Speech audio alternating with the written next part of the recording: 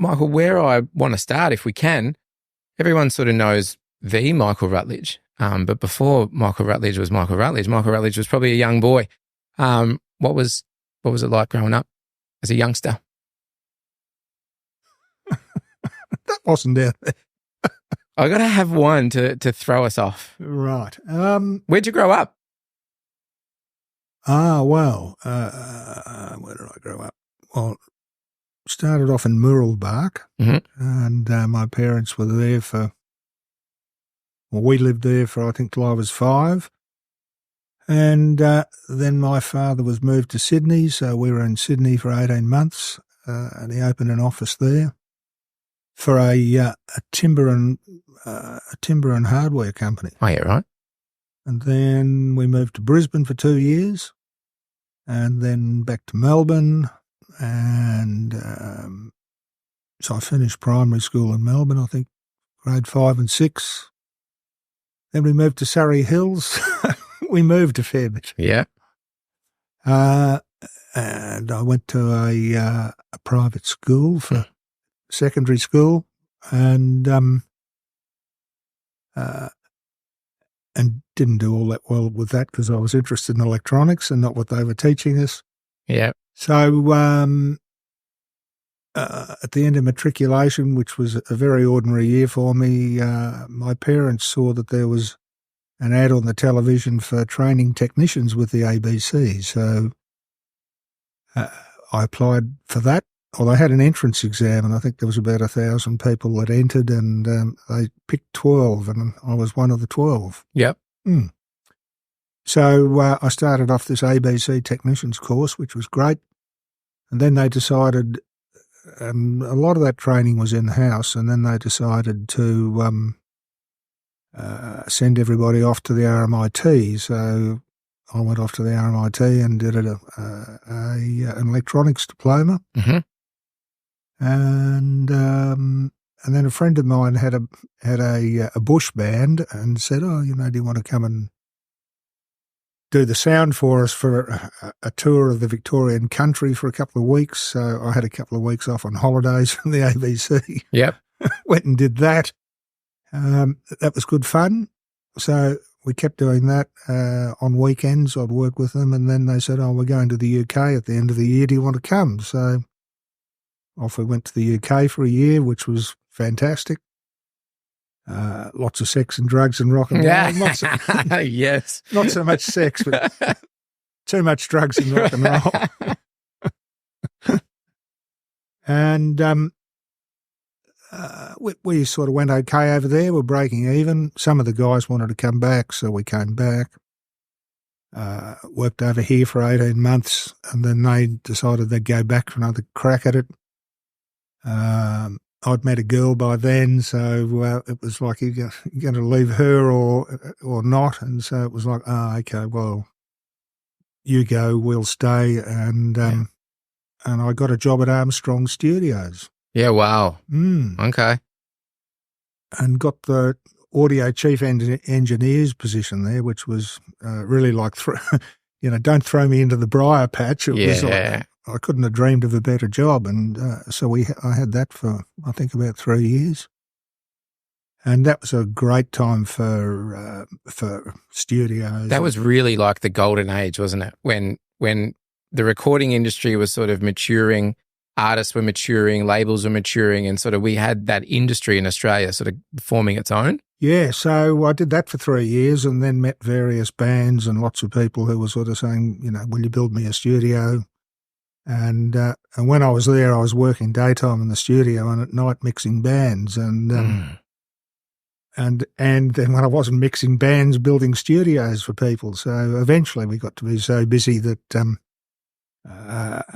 that I sort of went, okay, well, I'll give the studio away and started a business. And 43 years later, or the whatever, rest here was we history. are. Yeah. It's such a cool story because it's the story that inspired me, in that industry. It's that I was a bit late. I started studying audio engineering at the age of 22, so that's 2020 odd.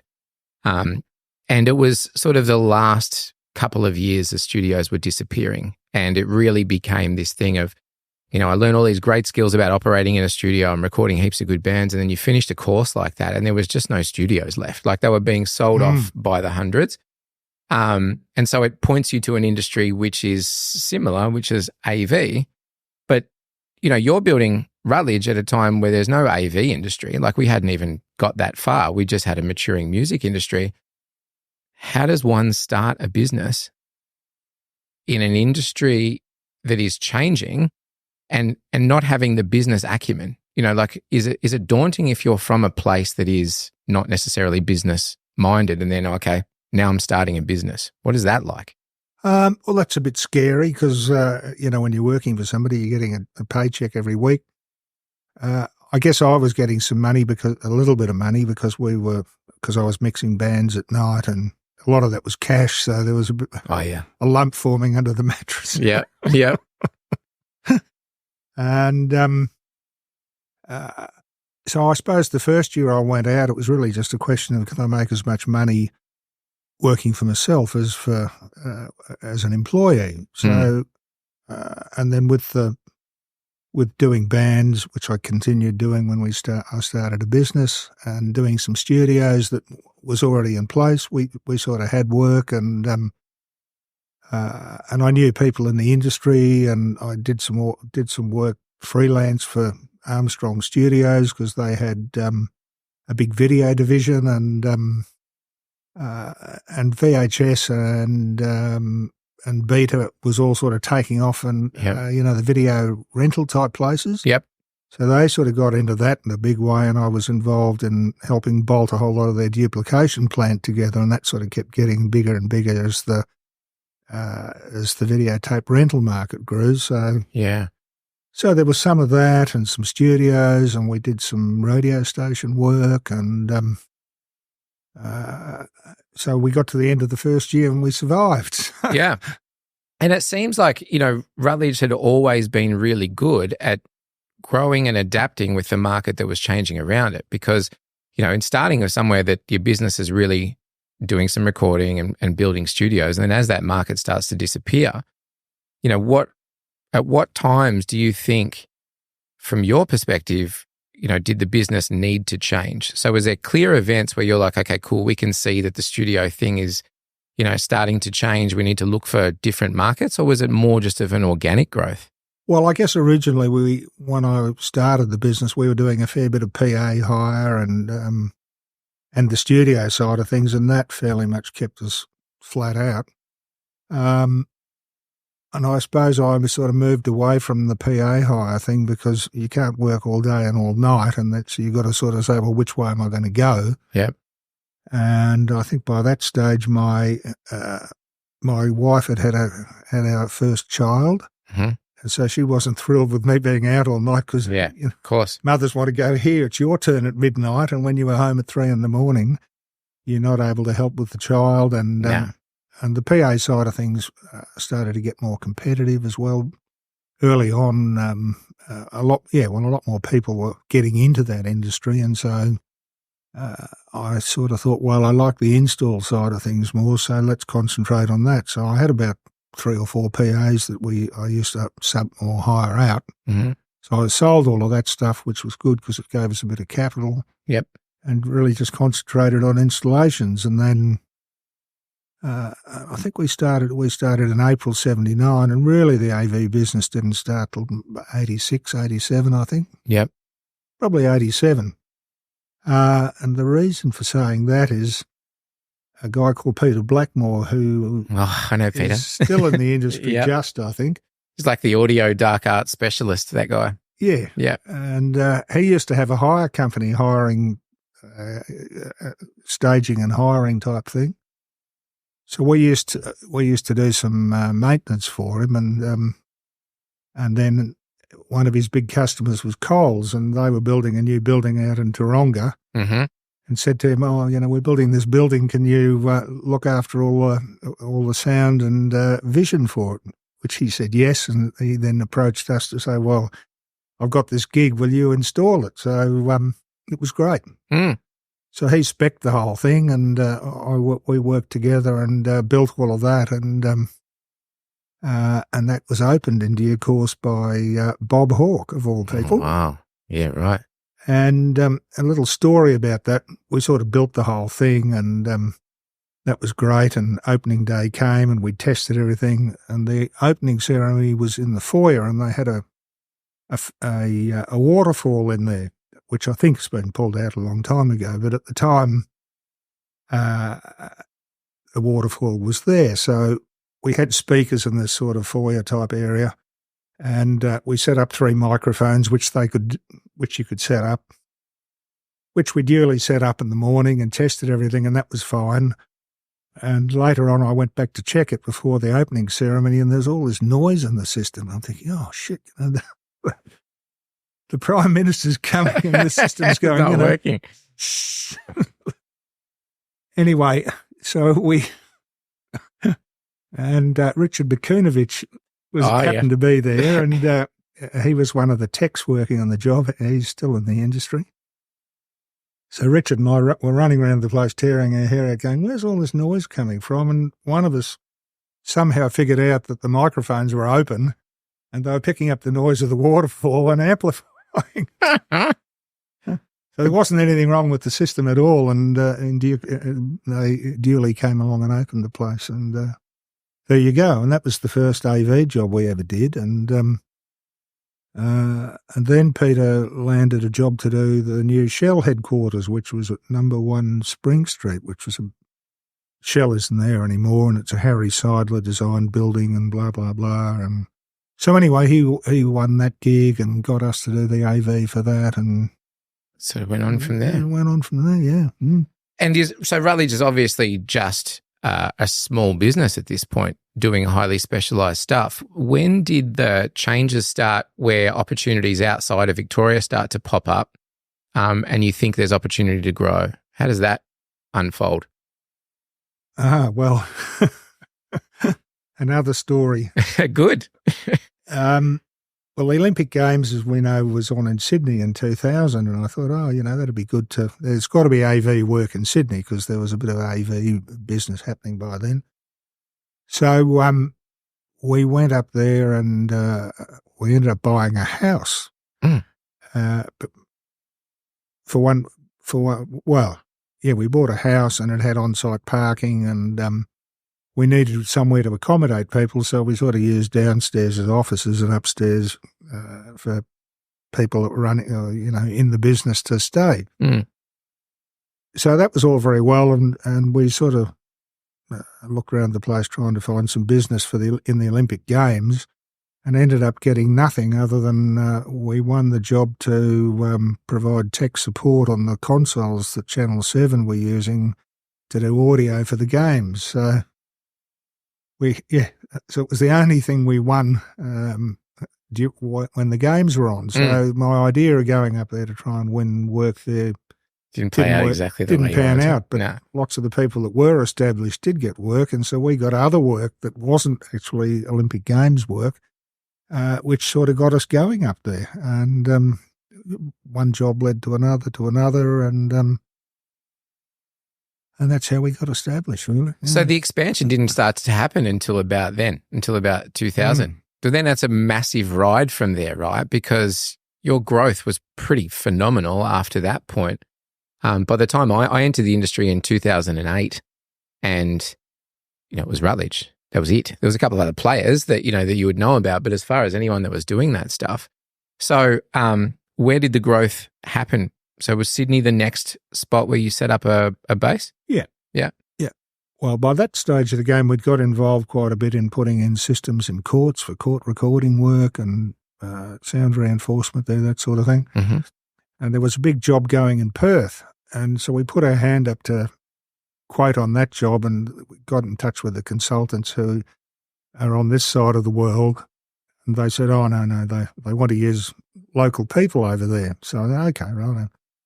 And 6 months later, they rang us and said, oh, do you want to put a bid in? And I said, sure.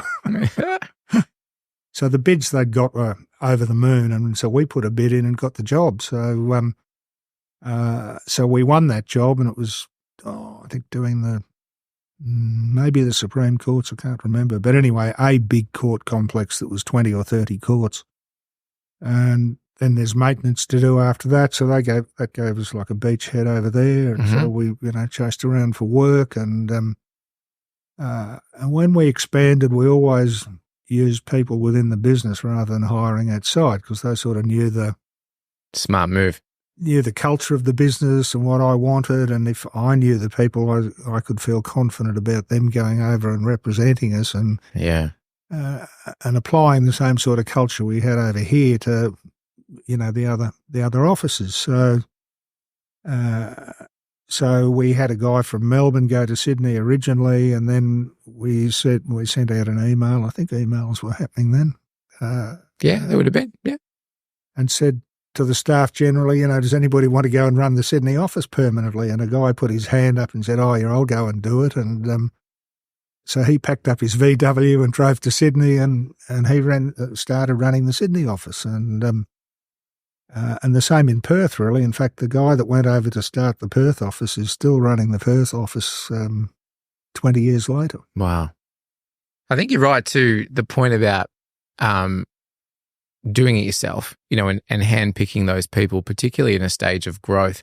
And, we see in our industry there's other certain particular brand. We were part of one as well, where you have these partnerships where you sort of partner with different businesses across different states, and they work to an extent, but you always lose the part that you spoke about, the culture. Is it reflecting our business? Is it reflecting our values, and making sure that you can curate that client engagement.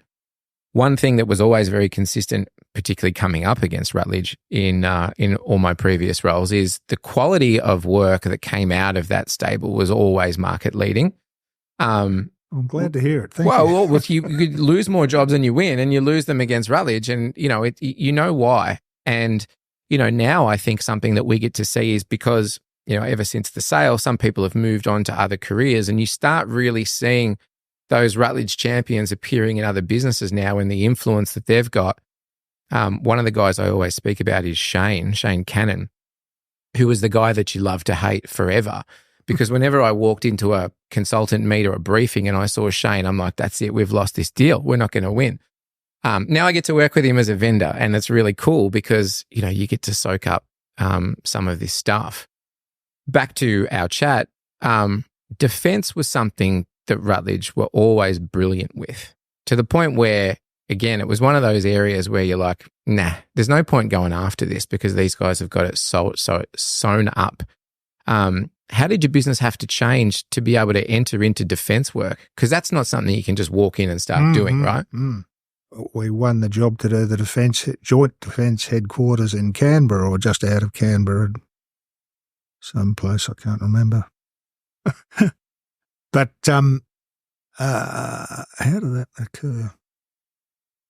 Oh, that's right. A consultant who I don't know is in the industry anymore sort of rang us and said, "Oh, I'm involved in the AV side of the consult on this job and it's falling apart, and for whatever reason, would you be interested in consulting?" And so I said, "Oh, well, yeah." The problem at the time was that we had we were doing the Melbourne Convention Centre, which was a huge job massive, itself. Yeah. And we'd always thought defence would be good to get into, but we didn't have any. Everybody was on the convention centre. So anyway, I went up and talked to them, and we needed a good project manager up there, and we didn't have any. And so I ended up going up myself for 3 or 4 months, 4 days a week, to run or take over the design, because a lot of the design had been done, but there was a lot more to do. So they originally employed us just to complete the design for the job, and then it was going out to bid, but the whole thing got late, and so they basically said, "Look, give us a price to do the install," which we did, and we did most of it, and a company called TCP did a little bit of it, and TCP sort of fell apart sometime after that, but so that's sort of how we got into defence. But then so we opened an office again, as usual, same old thing, and couldn't get any more defence work for love nor money. So we got bits and pieces of government work, because nearly all the work up there is government, a bit of commercial work, and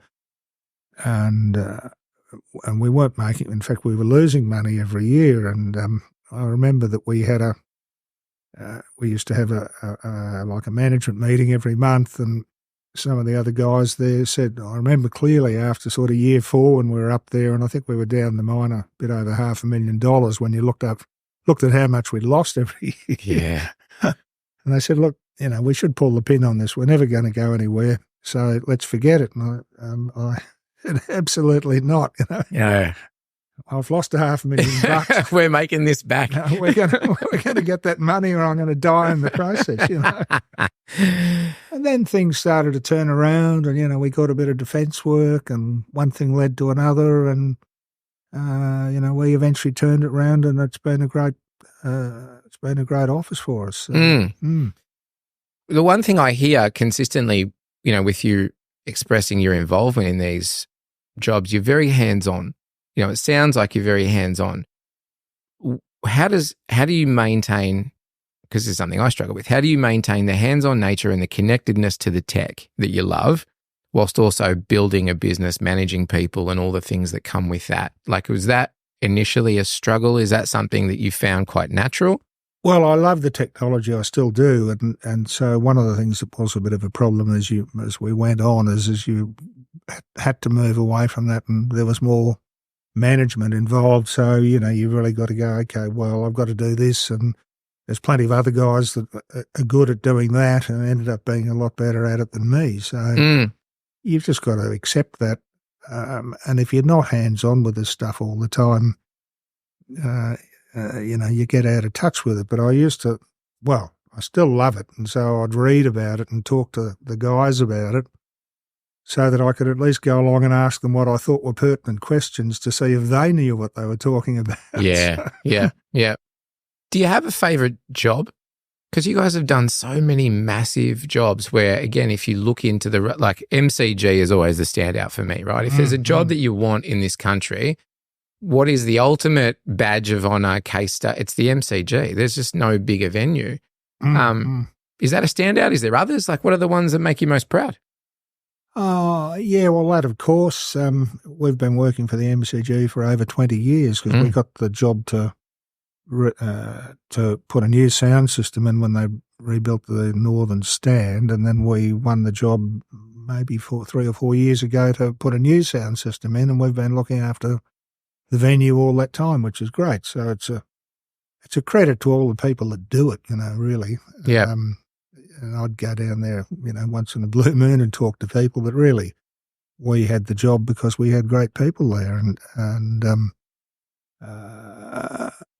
there's been lots of them. The Melbourne Convention Centre was a great, outstanding piece of great work. job. Yep. And did you guys do Hamer Hall refit when that? No, we didn't do that. Unfortunately, we don't win them all. Yeah. So,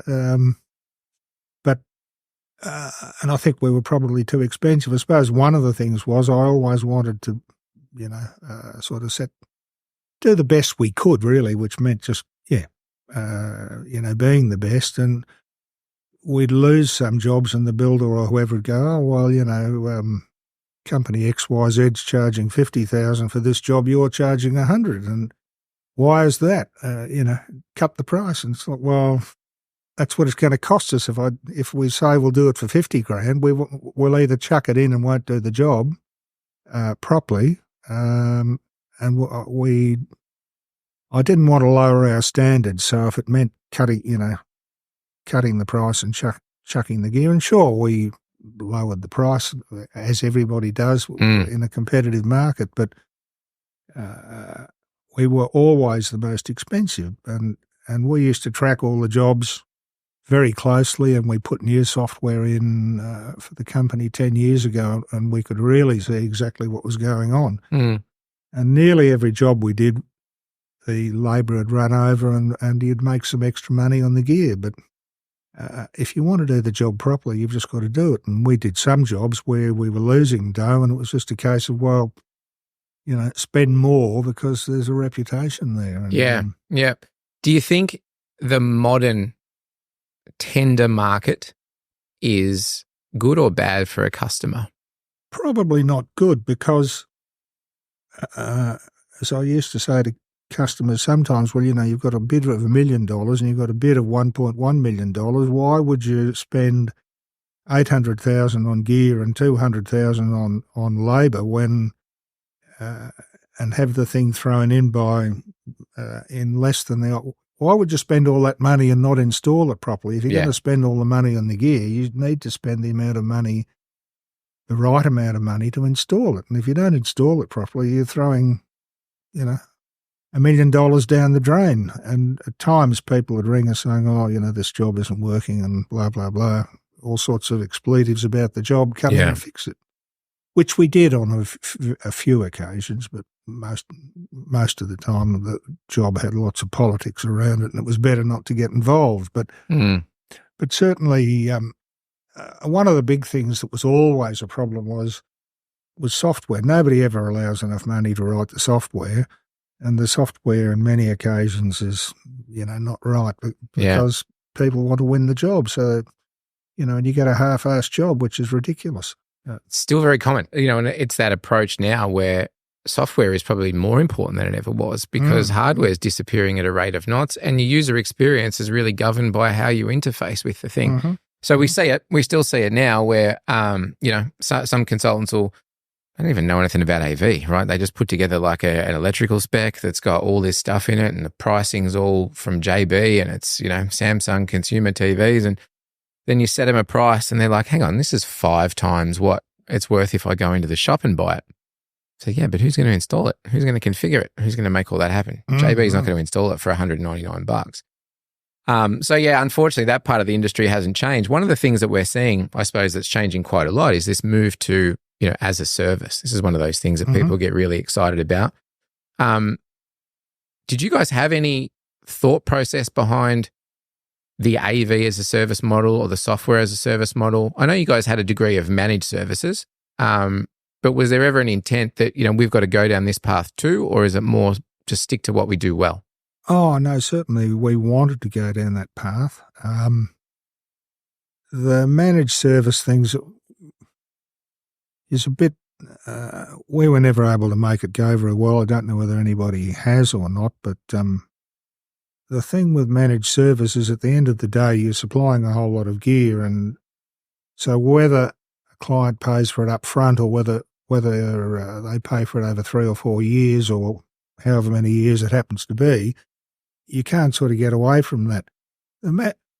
I don't know that it's all that different from if you've got a service contract, and we had plenty of service contracts where a client could, on unlimited hours, where a client would ring up and say, come and do this, that or the other thing. At the end of the day, what's the difference? It's a bit the king's new clothes, I think. It's more about your appetite for consumption. Yeah, it's like if you want to pay for it in the capital fashion or the operational fashion. And I think, again, the industry still hasn't worked out what as a service is entirely because it depends on how you run your balance sheet too.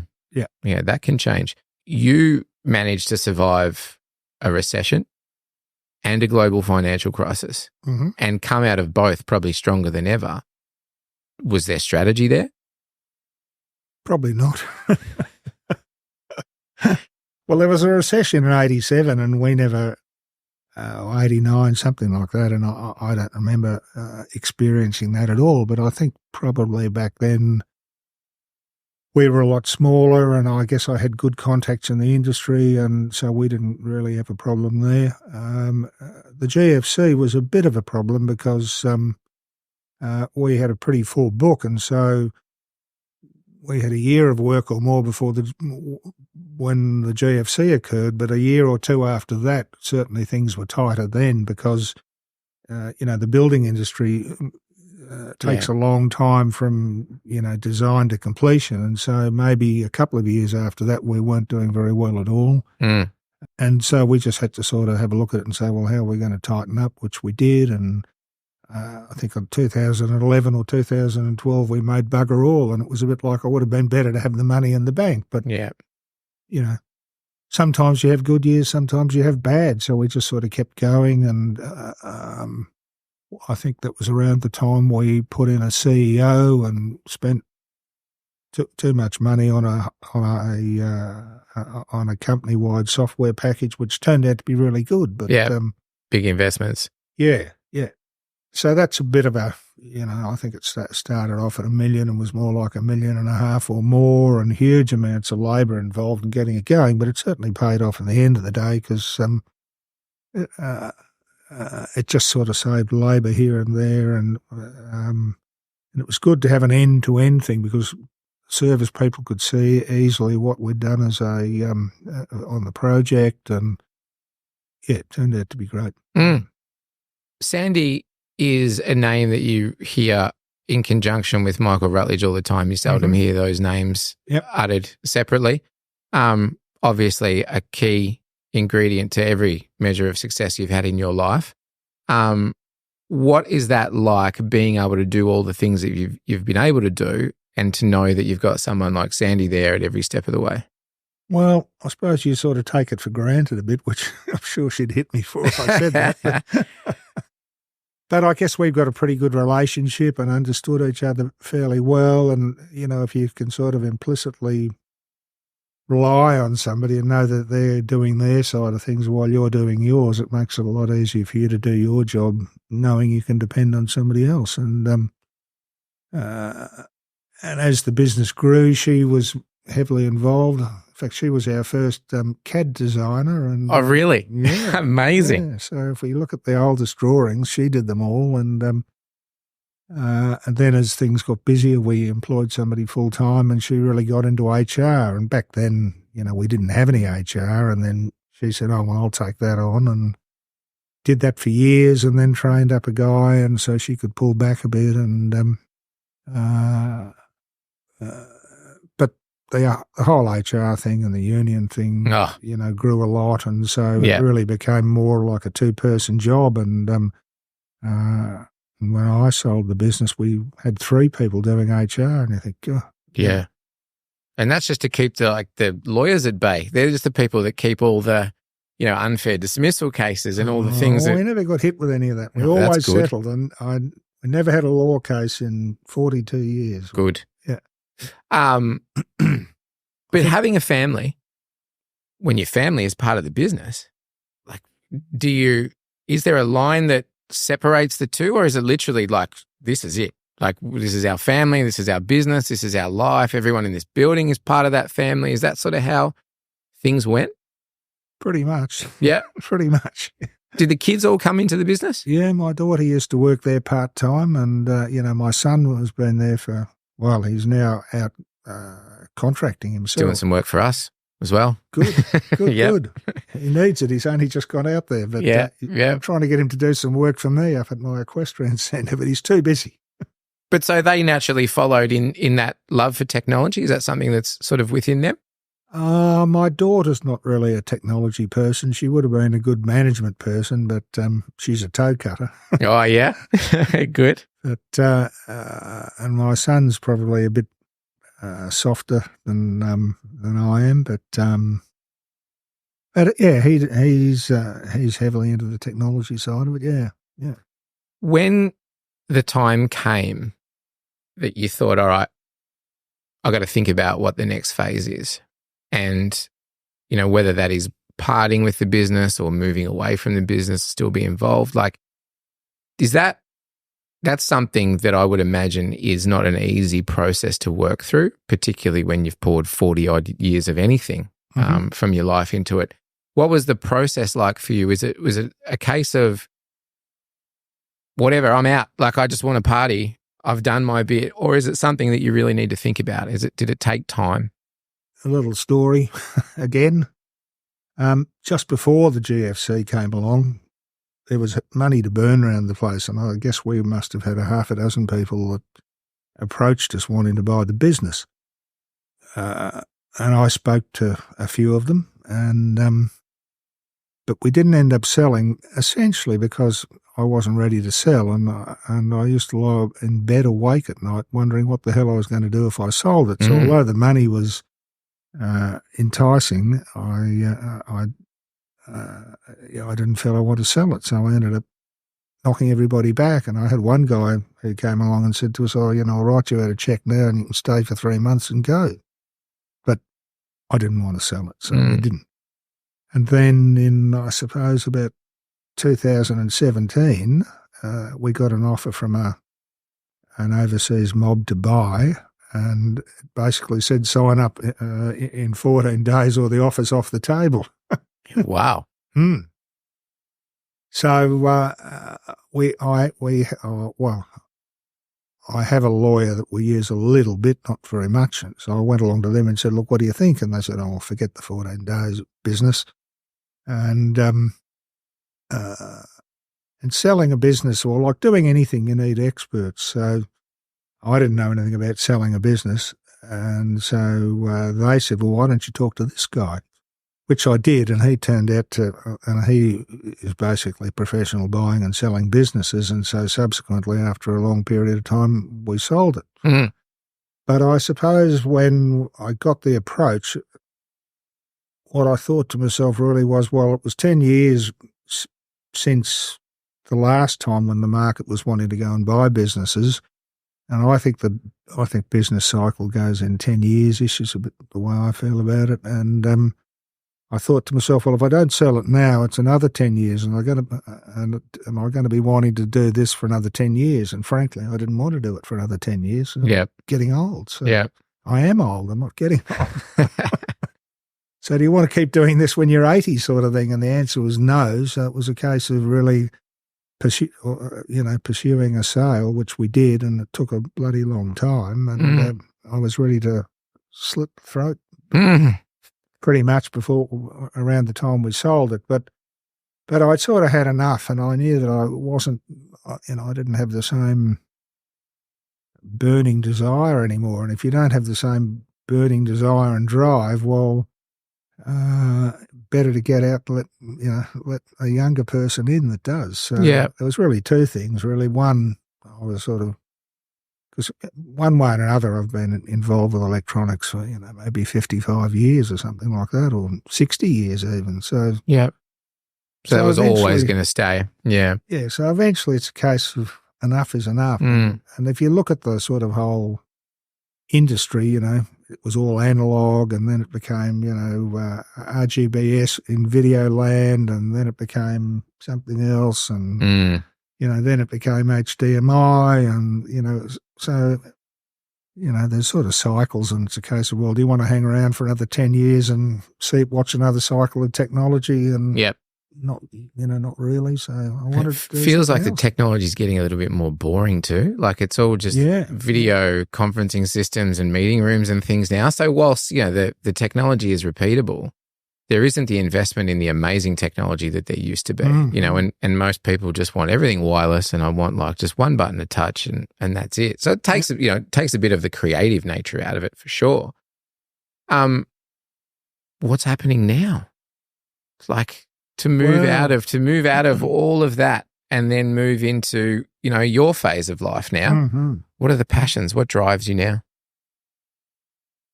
Well, after I sold, they said, well, look, or the new owners said, well, look, stay on for 12 months and we'll see how we go, which we did. And then it was like, okay, well, let's do another year. And then lo and behold, COVID came along. So everything largely stopped, as you know. And so sort of after 18 months to it, like, well, I'm coming to the office and not doing anything. Yeah.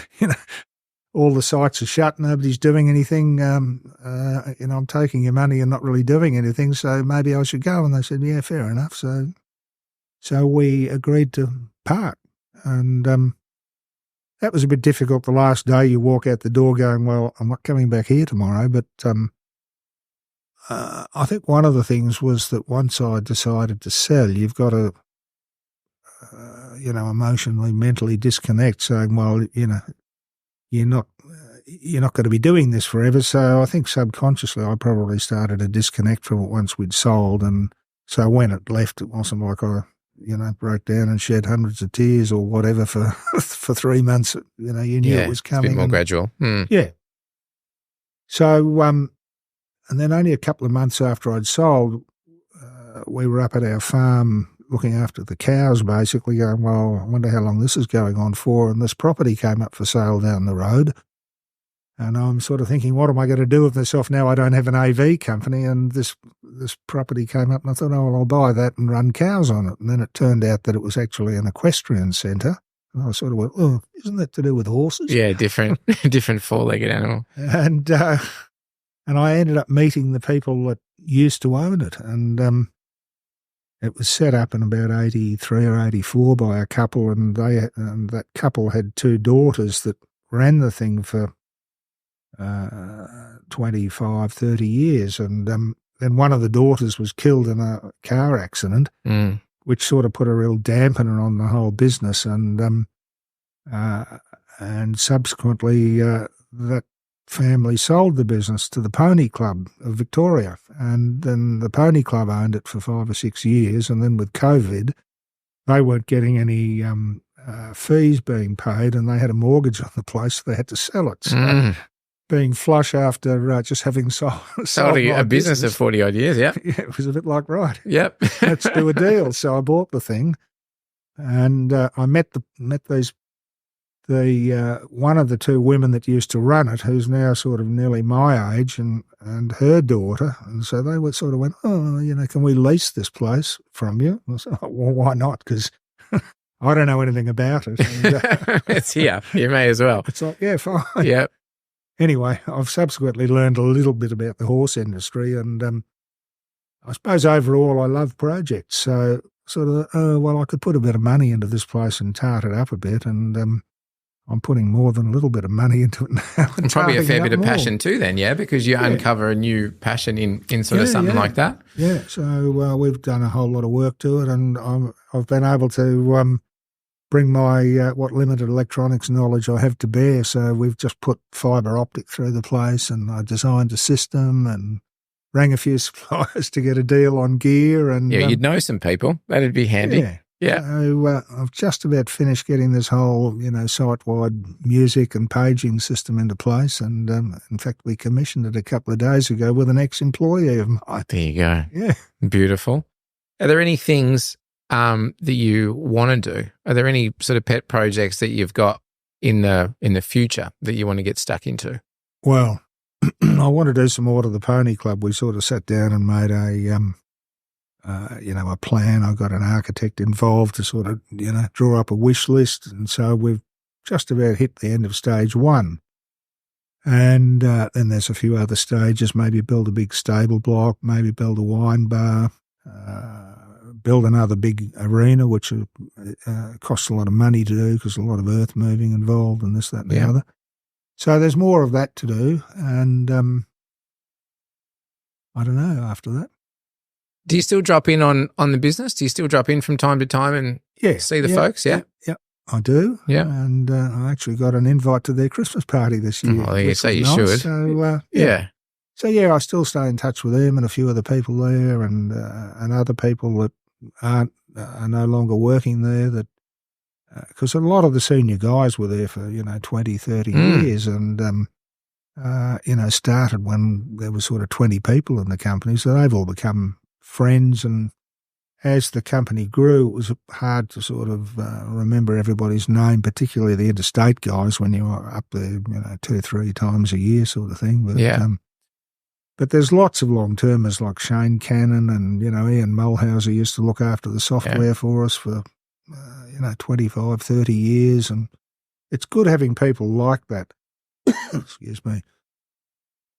Because with, if you don't have the software right in the job, you've got nothing. Correct.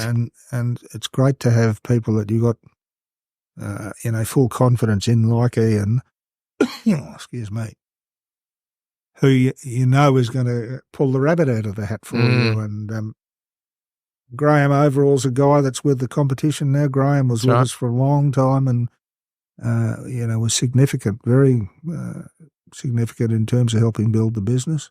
Yeah, well, Frieden was actually dubbed Rutledge 2.0 for a while because I think a lot of the Rutledge guys ended up over there in one fell swoop. And so, it was commonly referred to as Rutledge 2.0.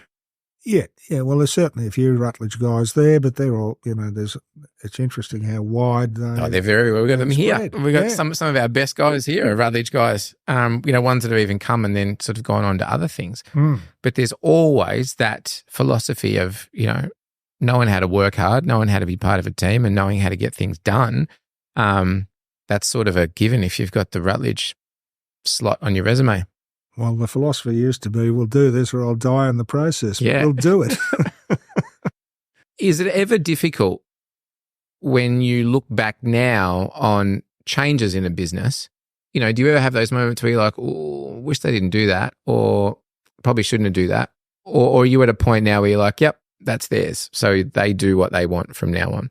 Oh, no, look, they've got to do what what they've got to do. I'm out of it, and I sort of feel a bit sad about a few of the good guys dispersing. But on the other hand, I think, well, they were with us for a long time, and maybe people shouldn't work in one business for that long.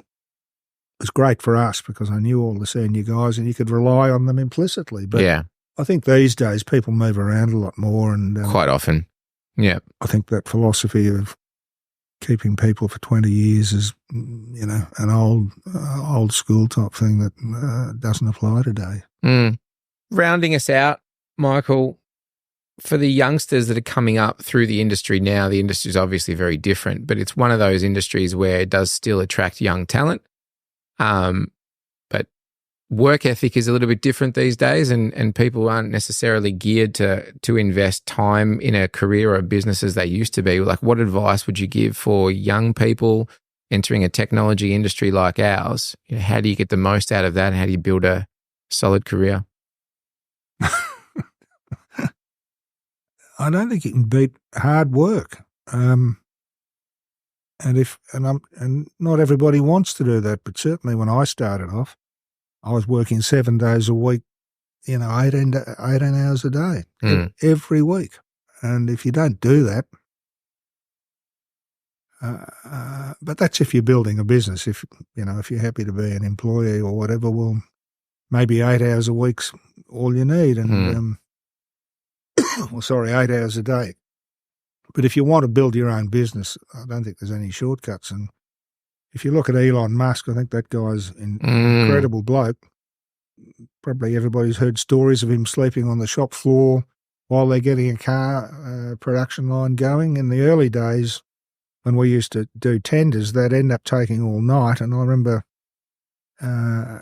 working all night on the thing with some of our guys and going to sleep at 5 a.m. under the desk for a couple of hours and getting up and reading the final presentation, doing the final letter. But I don't think there's any shortcuts from that. If you really want to build a business, you've got to put in the hours.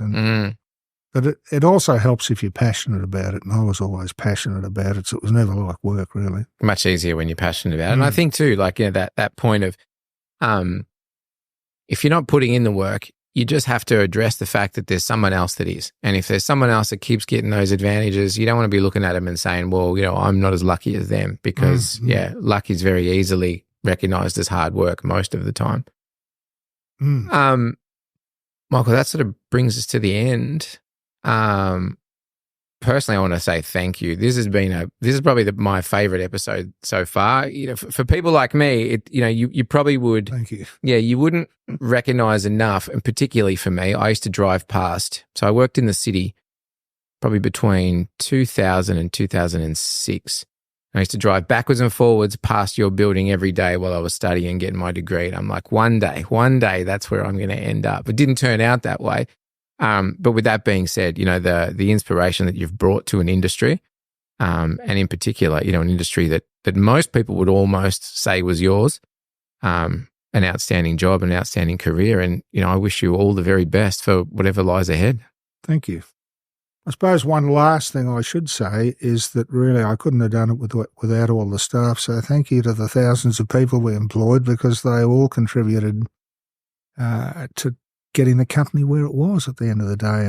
And there were lots and lots and lots of passionate people who I was very sad to see when they left and went off somewhere else, because it's so hard to find good people, and we were really lucky to find a fantastic group of people, basically. And so, yes, all I can do is say thank you to all those committed people that helped get us where we were. So, I was really just the facilitator.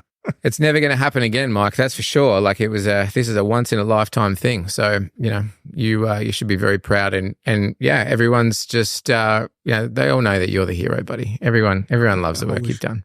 Well, the only other person to mention, of course, is my wife, because, behind every good person, there's a great support person, and I certainly couldn't have done it without her either. So it was great. Brilliant. Thanks again for your time. All the very best. Thanks a lot, Mike. Thank you.